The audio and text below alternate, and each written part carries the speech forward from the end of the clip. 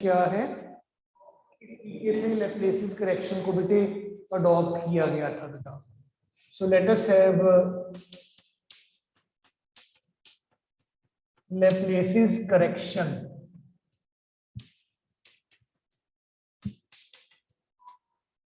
आइए बेटे देखें व्हाट इज लैप्लेसिस करेक्शन। बच्चों, जब न्यूटन ने ये अजम्पशन किया कि जब साउंड वेव्स प्रोपेगेट कर रही हैं, कंप्रेशंस एंड रेरिफैक्शंस जो हैं, these are moving in the direction of the propagation of the sound wave, process को न्यूटन ने बोला आइसोथर्मल। लेकिन बेटे Laplace he was of the different view. उन्होंने कहा कि जब कंप्रेशंस एंड रेरिफैक्शंस मूव कर रही हैं तो कंप्रेशंस एंड रेरिफैक्शंस के प्रोग्रेस करने के टाइम पर टाइम इतना ज्यादा नहीं होता है कि हीट जो है वो एटमॉस्फेयर में जो हीट का एक्सचेंज है वो चलता रहे। और as a result of that उन्होंने रादर इस प्रोसेस को एडियाबैटिक प्रोसेस कहा, ना कि आइसोथर्मल। फिर से पुत्र ध्यान दीजिएगा, आइसोथर्मल प्रोसेस में हमने कहा था कि हमारा ये कंप्रेशंस हैं, ये रेरिफैक्शन मिडल में, again compression and rarefaction. Compressions and rarefactions इस तरीके से जब प्रोपेगेट करके जा रही हैं, this is compression, rarefaction, compression, रेरिफैक्शन।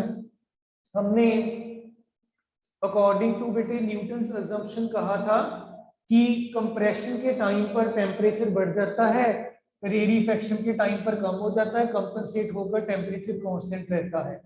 लेकिन इस सिचुएशन में लैप्लेस ने सजेस्ट किया कि ये इतनी ज्यादा तेजी से प्रोपेगेट करती हैं कि हीट जो है जिस तरीके से हम कह रहे थे कि ऐसे एक्सचेंज हो रही है वो नहीं हो सकती। मतलब कंप्रेशन के टाइम पर हीट जो प्रोड्यूस हुई that must be given to the air, rarefaction के टाइम पर the rarefaction is taking that heat back और आपका टेम्परेचर कांस्टेंट रहता था बिकॉज नेट हीट का कंटेंट कहीं ना आता था ना जाता था। लेकिन ये ऑब्जर्व किया गया कि ये कंप्रेशंस एंड रेरिफैक्शंस एक फास्ट रेट से ट्रेवल करती हैं और उतने में हीट एक्सचेंज जो है that can not happen with compressions and rarefactions propagate at a large speed. Heat exchange is not possible. So it will mean that बेटा कि दूसरी बात एक और भी बेटे उन्होंने सजेस्ट की कि एयर तो इट्स बैड कंडक्टर है हीट एनर्जी का, तो how heat can be exchanged, it will not be exchanged बेटा। सो ही सेड दैट कि ये जो प्रोसेस है इट इज एडियाबैटिक, आइसोथर्मल नहीं है, एडियाबैटिक प्रोसेस है जब आपकी कंप्रेशंस एंड रेरिफैक्शंस प्रोपेगेट करती है। अगर डियर चिल्ड्रन आपका प्रोसेस एडियाबैटिक है, एडियाबैटिक प्रोसेस की इक्वेशन आप अच्छे से जानते हैं, this is P V raise to power gamma is equal to constant हुआ करती है। आप इसका डेरिवेटिव ले लीजिए, डेरिवेटिव लेते टाइम ध्यान रखिएगा फर्स्ट फंक्शन और second function u into V का ध्यान रखिएगा। First function as it is, derivative of second function बेटा मैं डेरिवेटिव ही लिख देता हूँ सीधा, this is equal to gamma V raise to power gamma minus 1 into D plus second function as it is V raise to power gamma derivative of first constant का derivative 0। उत्तर बताओ ये समझ आ गया? अंजलि, राघव, रमन, सहज, दृष्टि, मिताली, जैकलिन, वैभव, बेटे डेरिवेटिव कैसे लिया समझ आ गया? ठीक है जी। बाकी students, Vaibhav, Jacqueline, okay. So यहां पे बेटे आप v raise to power gamma -1 common ले सकते हैं, ये दोनों में पड़ा है।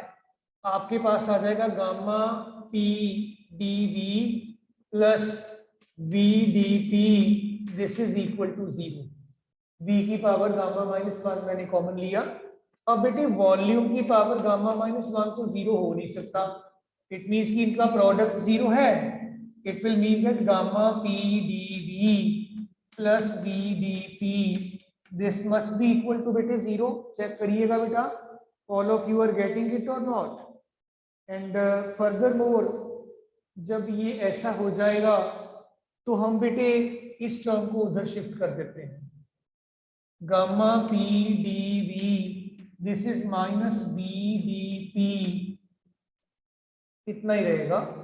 और gamma into p this is minus v dp upon dv। फिर से ध्यान दीजिएगा, gamma into p this is equal to minus dp over dv over v। इसको बच्चों देखो, ये वाली चीज आपको कहीं देखी लग रही है बेटा? dp over dv over v बेटा चेक करके बताइए डियर ऑल। हाँ जी बेटे,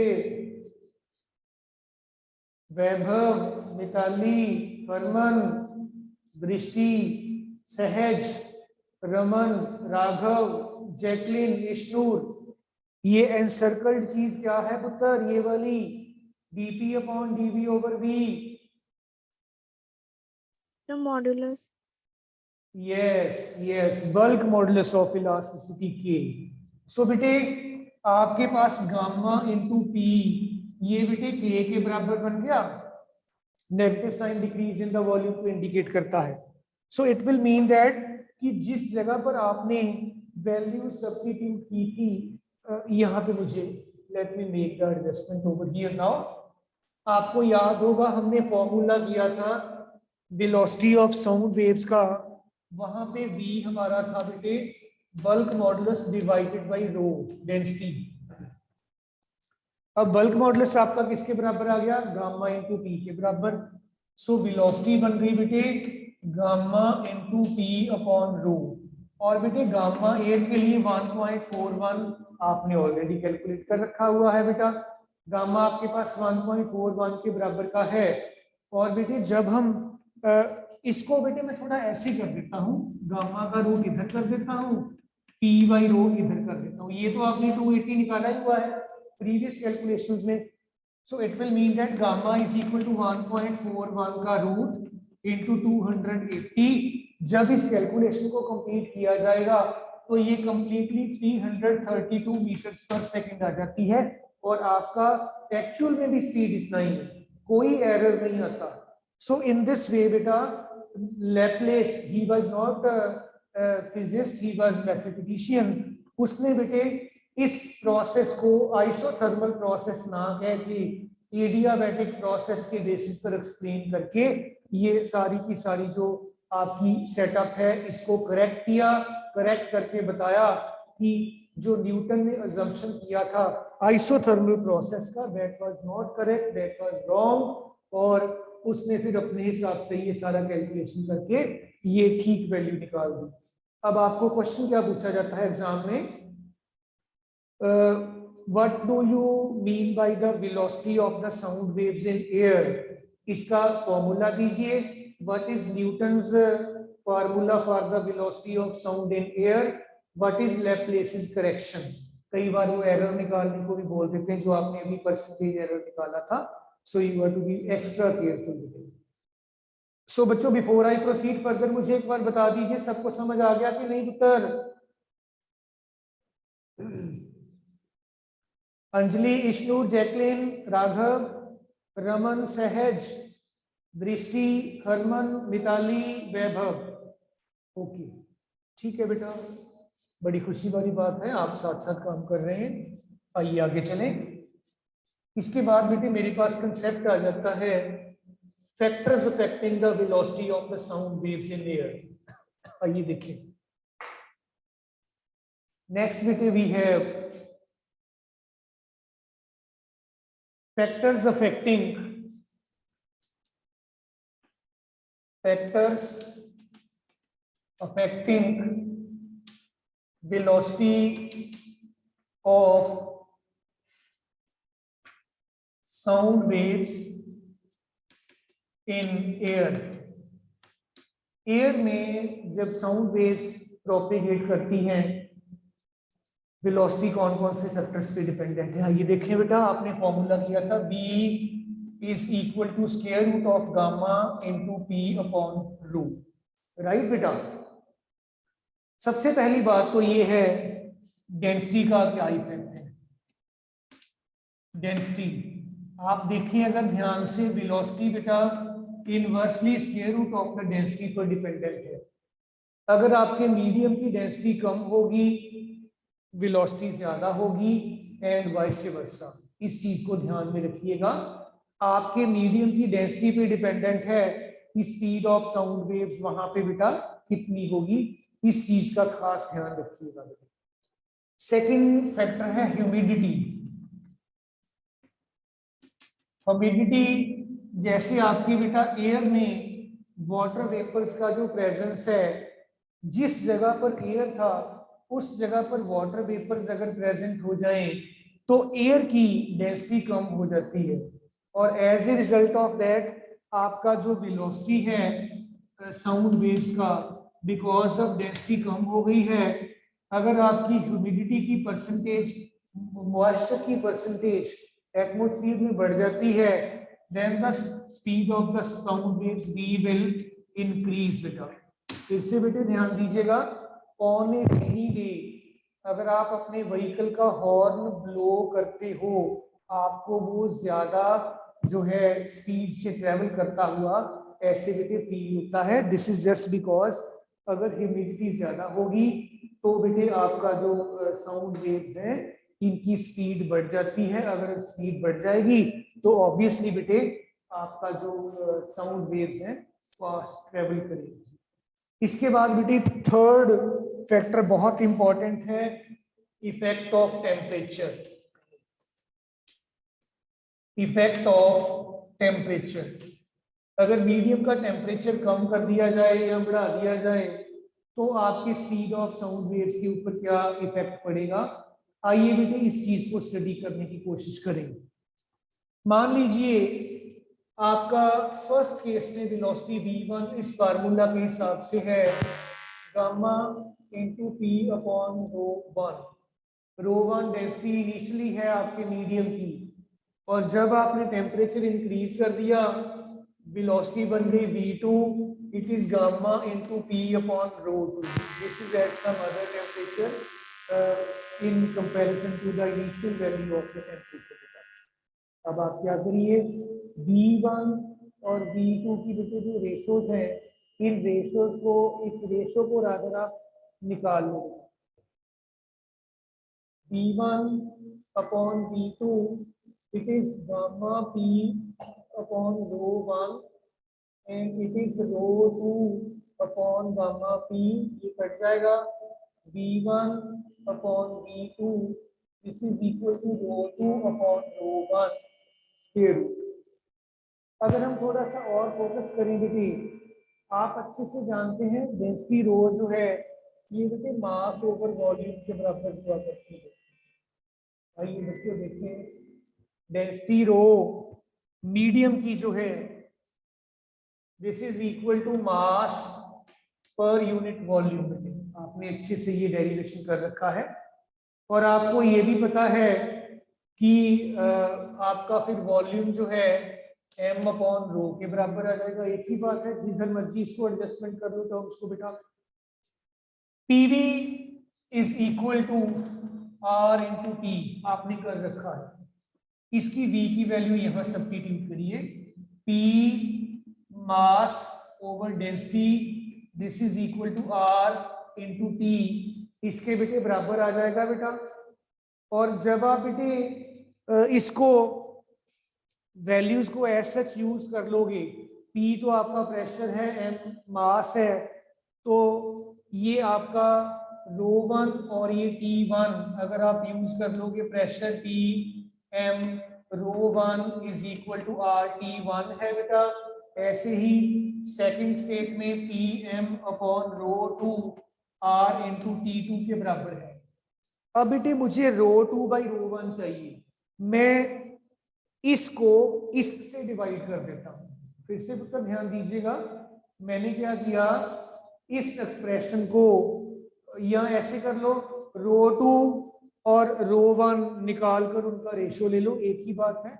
यहां से रो 1 अगर आप निकाल लोगे it will be PM upon RT1, यहां से रो 2 निकाल लोगे it will be PM upon RT2। मुझे रो 2 बाई रो 1 चाहिए, रो 2 बाई रो 1 कितना आ जाएगा बेटा, PM upon RT2 RT1 upon PM। ये सारे फैक्टर्स कट गए, ये आपके पास में आपके पास जो था T1 अपॉन T2 के बराबर ही आ जाएगा। सो डियर चिल्ड्रन, अगर यही वैल्यूज को मैं ऐसे यूज कर लूं, आई विल से दैट कि मेरे पास V1 अपॉन V2 जो है ये स्क्वायर रूट ऑफ T, देखिएगा 1 है ऊपर 2 है नीचे, इसके बराबर आ जाता है। इसका मतलब ये हुआ डियर स्टूडेंट्स की वेलोसिटी जो है it is directly dependent upon the square root of the temperature. क्या इन्फ्रेंस हम, क्या कंक्लूजन हम इससे ड्रॉ करें, ये एक्सप्रेशन हमें इंडिकेट कर देता है कि जब आपके मीडियम का टेम्परेचर बढ़ जाएगा तो वेलोसिटी ऑफ साउंड वेव्स भी बेटे राइज कर जाएगा। अगर ज्यादा टेम्परेचर कम होगा स्पीड ऑफ साउंड वेव्स कम होगी, अगर टेम्परेचर बढ़ जाएगा speed of sound waves automatically बेटे बढ़ जाएंगी। So in this way we say that बेटा ये velocity directly square root of the temperature पे डिपेंडेंट है। सारे स्टूडेंट्स एक बार देखिएगा, मुझे बताइएगा ये बात समझ आ गई है तो मैं आगे चलूंगा। इफेक्ट ऑफ टेम्परेचर सबको बेटे समझ आ गया पुत्र? बाकी स्टूडेंट्स बेटा, वैभव, मिताली, हरमन, दृष्टि, सहज, रमन, जैकलिन, ईशनी, रंजली, ठीक है बेटे, ठीक है, nice, okay okay okay okay, चलिए आगे चलें फिर बेटे। इसके बाद बेटे इफेक्ट ऑफ प्रेशर, आइए देखें इफेक्ट ऑफ प्रेशर क्या है, कैसे ये साउंड वेव्स की वेलोसिटी को इफेक्ट करता है। आइए बच्चों इसको भी समझेंगे।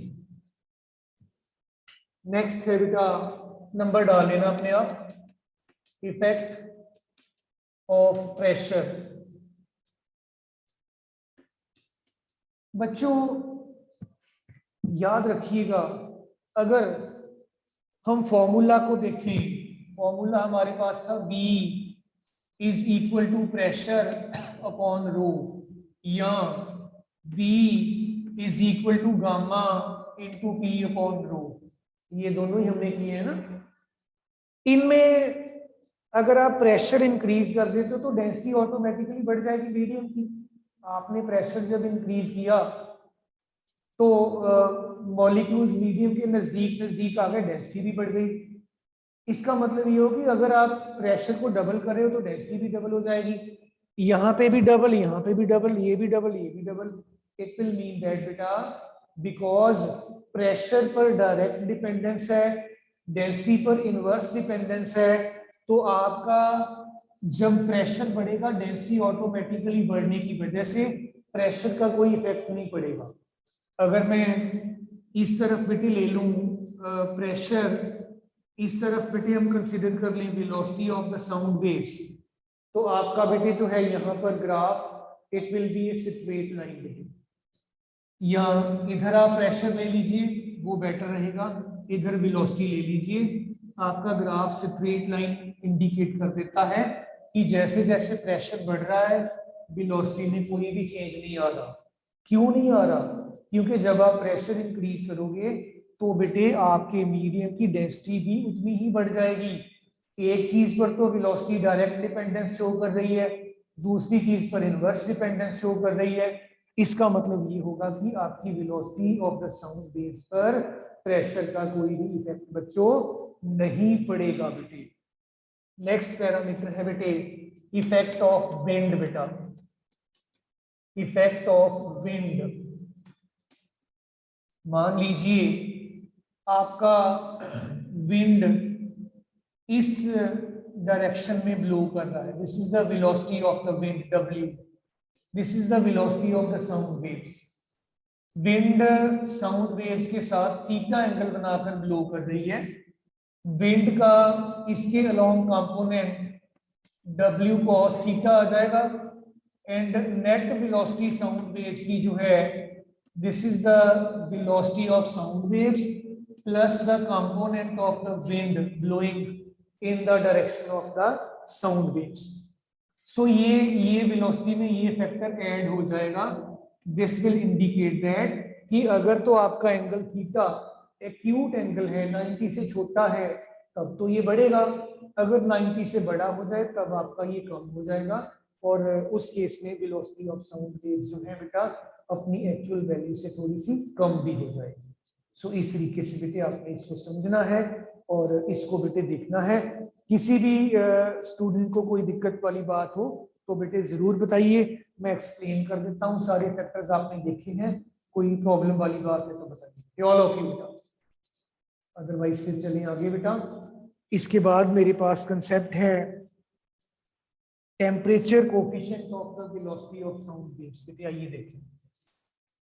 नेक्स्ट डियर चिल्ड्रन हमारे पास है temperature coefficient of velocity of sound waves. Let us focus upon that बेटा। Temperature coefficient of velocity of sound waves, इसका मीनिंग ये है कि जब आप टेम्परेचर को इंक्रीज कर देते हो तो टेम्परेचर इंक्रीज करने पे आपकी वेलोसिटी ऑफ साउंड वेव्स किस फैक्टर से इंक्रीज या डिक्रीज कर जाता है। It is something like that बेटा। आपने प्रेजेंटली अगर इसकी डेफिनेशन लिखनी हो तो you may write that it is defined as the change in the velocity of sound waves. इसको अल्फा से डिनोट करते हैं। It is defined as the change in the velocity of sound waves with the change in the temperature बेटा, या पर Kelvin change in temperature। फिर क्या बनी ये बात, alpha is equal to change in the velocity of sound waves d2 minus d1 divided by t2 minus t1। ये velocity में चेंज आ गया डेल्टा v के बराबर, ये टेम्परेचर में चेंज आ गया T2 माइनस T1 कह लो, डेल्टा T कहना है बेटे डेल्टा T कह लो। It is one and the same thing. जब आप इसको बेटे कैलकुलेट करना चाहेंगे delta V upon T2 minus T1, या इसको ऐसे भी रहने दो तो भी की दिक्कत वाली बात नहीं है, तो क्या बेटे हमारे पास बन जाएगा। आइए देखिए बेटे, आपने प्रेजेंटली V2 अपॉन V1 को square root of T2 by T1 बोला है। T2 आपका टेम्परेचर जो है this is equal to T1 plus delta T, मतलब आपने टेम्परेचर को इंक्रीज किया है।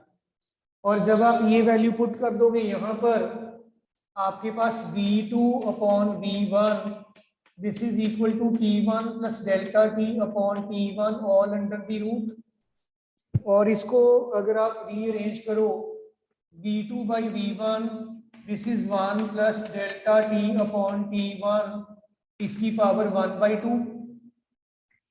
डेल्टा T अगर ज्यादा बड़ा नहीं है तो बाइनोमियल लगाया जा सकता है। V2 by V1 is 1 plus delta T upon 2T1। इस 1 को आप इस तरफ ले आइए, लेफ्ट साइड पे ले आइए, शिफ्ट करिए लेफ्ट साइड पर, और आपके पास यहाँ ऐसे कर लो V1 को इधर ले आओ, वो एक ही बात है। सो मैं 1 को इधर ले आता हूँ, V2 upon V1 minus 1 is delta T upon 2T1, और let me right it on this side of the board. हमारे पास बच्चों बनेगा V2 minus V1 upon V1, ये left side delta T upon 2T1, इनको इंटरचेंज करिए, V1 को इधर ले जाइए, इसको इधर ले आइए, आपका अल्फा बन जाएगा लेफ्ट साइड पे V2 minus V1 upon delta T, it is V1 upon 2T1।